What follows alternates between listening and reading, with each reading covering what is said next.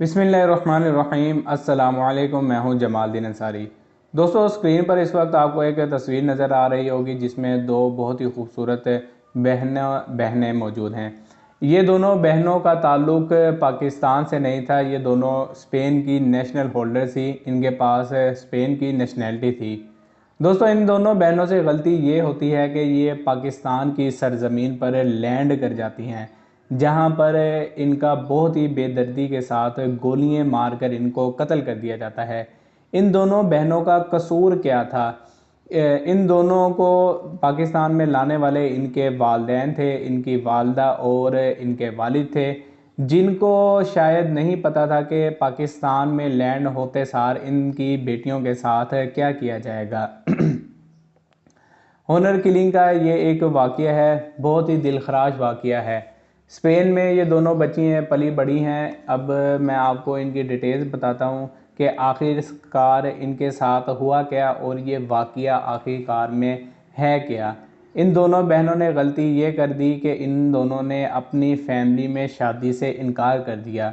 हालांकि मज़हब में और हमारी सोसाइटी में, इस्लाम में इस चीज़ की कोई भी कबाहत मौजूद नहीं है कि लड़का और लड़की दोनों ही अपनी शादी के सिलसिले में आज़ाद हैं। अल्लाह ताला ने मर्द और औरत को बराबर करार दिया है। कुछ शोबों में मर्द की ज़्यादा उसकी पावर है, इसीलिए उस बिना पर मर्द को ज़्यादा आगे किया गया है। लेकिन औरत को जो हकूक़ है, ज़िंदा रहने के हकूक़, नानो नुका के हकूक़, ये दोनों बराबर ही फ़राहम किए गए हैं। दोस्तों, अब होता क्या है, मैं आपको ये सारा वाक़या समझाने की कोशिश करता हूँ।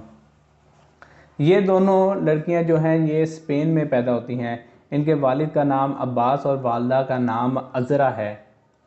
अब तो दोनों बच्चियों को कत्ल कर दिया गया है और इनको कत्ल करने वाले कोई इनके गैर नहीं बल्कि इनका अपना ही खून था। इनके होता ऐसा है कि जो अब्बास है उसको उसके भाई का फ़ोन आता है कि हमने आपकी दोनों बेटियों की शादियां रिश्ता एक अपने आप के भतीजे और एक आपके भांजे के साथ तय कर दिया है।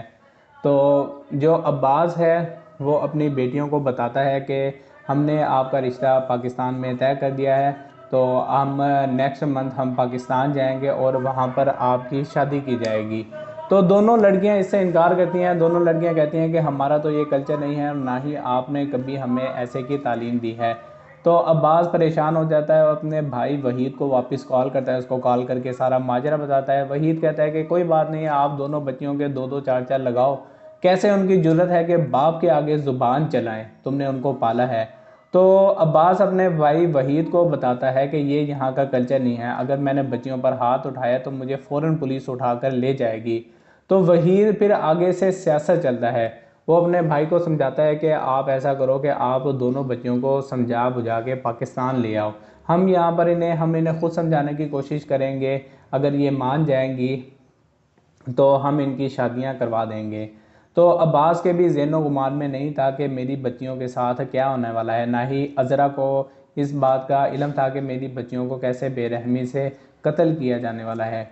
तो दोनों बच्चियों को वापस लाया जाता है। पहले दिन वो तो बहुत ज़्यादा एक्साइटेड होती हैं कि हम पाकिस्तान जाएंगे, वहाँ पर हम अपने रिश्तेदारों से मिलेंगे, पाकिस्तान घूमेंगे, उसको एक्सप्लोर करेंगे और वहाँ पर हम इंजॉय करेंगे। लेकिन पहला दिन गुजर जाता है। दूसरे दिन जो अब्बास का भाई वहीद है वो दोनों वालदैन को अलहदा कमरे में बिठा देता है और बच्चियों को अलहदा कमरे में समझाने का वर्गला के भाई हम इनको समझाएंगे, जो धोखा देकर उन दोनों को अलहदा रूम में बिठा देता है।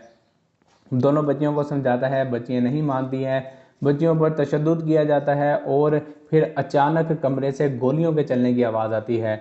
जो बच्चियों लड़कियों की वालदा थी अज़रा, वो परेशान हो जाती है कि आखिरकार मेरी बच्चियों के साथ क्या हो रहा है।